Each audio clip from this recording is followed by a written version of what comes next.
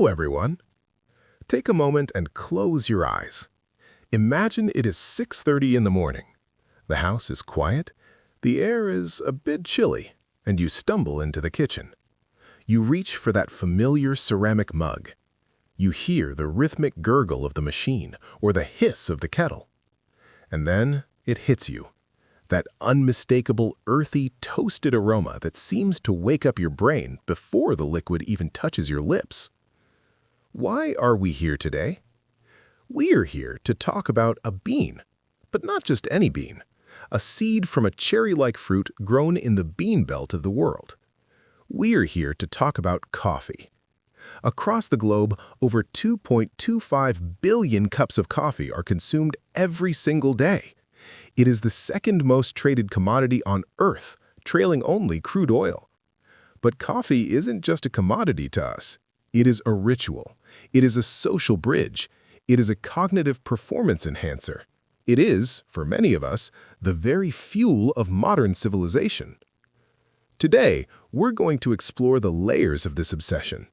We'll look at the chaotic history of the bean, the fascinating chemistry of how it hacks our brains, the sociology of the coffee house, and finally, the sensory art that makes us willing to pay $5, $6, or $7 for a single latte. Why do we love it? Let's find out. Part 2. A brief, caffeinated history. To understand our love, we have to understand where we came from. The story of coffee is one of energy, revolution, and goats. Legend tells us of Kaldi, an Ethiopian goat herder in the 9th century. He noticed his goats became unusually frisky after eating red berries from a certain shrub. He tried them himself, felt a rush of energy, and the rest is history. Whether or not Kaldi existed, we know coffee originated in the Ethiopian highlands before traveling across the Red Sea to Yemen. By the 15th century, coffee was being grown in the district of Arabia. It wasn't just a drink, it was a spiritual tool. Sufi monks used it to stay awake during long nights of prayer and meditation.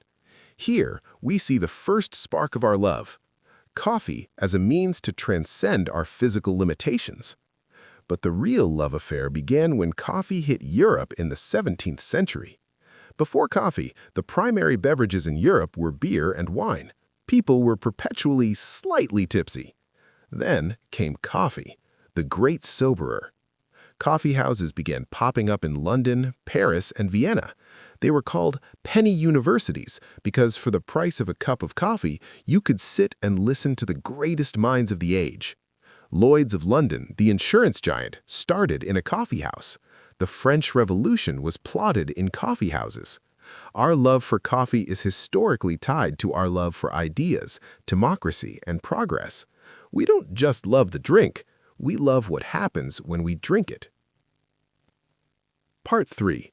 The chemistry of the hit. Now let's get technical.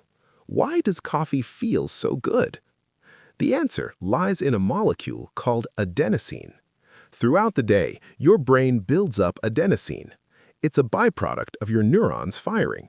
As adenosine levels rise, they plug into adenosine receptors in your brain, telling your body, hey, we're tired, it's time to sleep. Caffeine is a master imposter. To your brain, caffeine looks exactly like adenosine. When you drink that cup, caffeine rushes in and parks in those receptors. It doesn't actually give you energy. It effectively blocks the sleepiness signal. It's like putting a block of wood under your car's brake pedals so you can't slow down. But coffee does more. By blocking adenosine, it allows other feel-good neurotransmitters like dopamine and norepinephrine to flow more freely. This is why that first sip feels like a mood list. It's a gentle pharmacological hug for your central nervous system. Furthermore, coffee is one of the most complex things we consume. While wine has about 250 volatile aromatic compounds, coffee has over 800. We are chemically attracted to that complexity. Our tongues and noses are designed to seek out the bitterness, the acidity, and the sweetness that a perfectly roasted bean provides. We love coffee because it is a high-performance drug that tastes like the earth. Part 4. the sociology of the third place. Beyond the chemistry, there is the culture. Sociologists often talk about the third place. The first place is home. The second place is work. The third place is the social environment where you connect with your community. For centuries, the coffee shop has been the ultimate third place. Why do we love coffee shops? Because they provide a unique, together-alone experience. You can go to a cafe with a book or a laptop and feel the warmth of human presence without the obligation of social interaction. Or, conversely, you can meet a stranger or a friend over a cup. There is something about the coffee date that is low stakes but intimate. You're not committing to a 3-course dinner, you're committing to 20 minutes of steam and conversation. Coffee is the social lubricant of the modern age. It scales from the most casual catch-up to the highest-level business negotiation. We love coffee because it creates a space for us to be human together. Part 5. The Ritual and the Craft. In the last 2 decades, we've moved into the third wave of coffee. This is where coffee moved from being a dark, bitter liquid in a tin can to an artisanal craft. We've started to care about terroir, the soil, the altitude, and the weather of the farm. We talk about notes of blueberry, jasmine, or dark chocolate. The act of creating coffee is just as important as drinking it. Whether it's the precise pour-over, the hiss of an espresso machine, or the patient wait of a French press, the act of preparing coffee is a form of mindfulness. In a world that is increasingly digital and fast-paced, the 5-minute ritual of brewing coffee forces us to slow down. We love the tactile nature of it, the grinding of the beans, the bloom of the grounds, the weight of the warm mug in our hands. It is a sensory anchor in a chaotic world. Part 6. Conclusion. More than a drink. So, why do we love coffee so much? As we've seen, it isn't just one thing. We love it because it's a biological hack that helps us navigate a demanding world.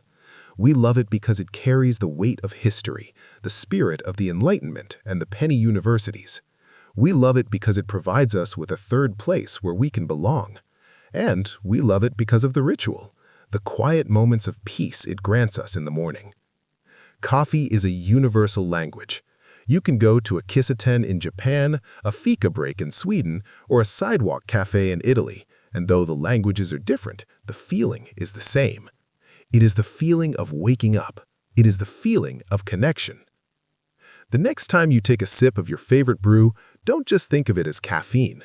Think of it as a 1,000-year-old tradition, a chemical miracle, and a cultural bridge, all contained in one simple cup.